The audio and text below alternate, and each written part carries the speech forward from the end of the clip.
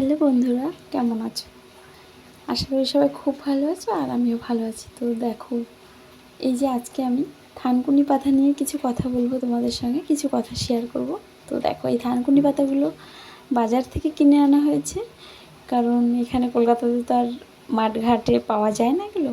তো চলো, তো আজ আমাদের আখিরার ভীষণ শরীরটা খারাপ।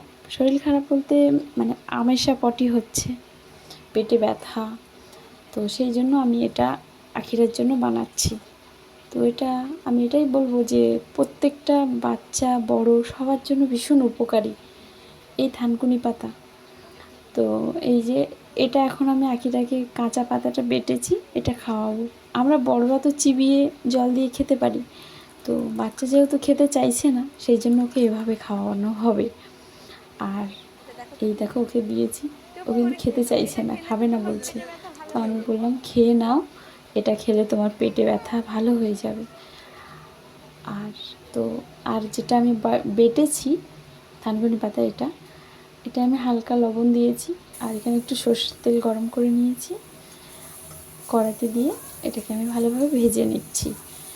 ভেজে নিয়ে একে গরম ভাতের সঙ্গে এটা আমি খাওয়াবো।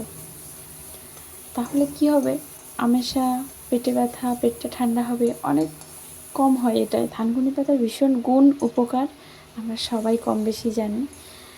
আমরা ডাক্তারের ওষুধ তো সবসময় খাই, খেতেই লাগে, কিন্তু এভাবে যদি আমরা সুস্থ থাকতে পারি, তাহলে আমার মনে হয় এটা করা উচিত প্রত্যেকটা মানুষের। হয়তো অনেকে জানে না এই বিষয়টা, অনেকে জানে, অনেকে জানে না। সেই জন্য আমি আজকে মানে সবাইকে বললাম ব্যাপারটা।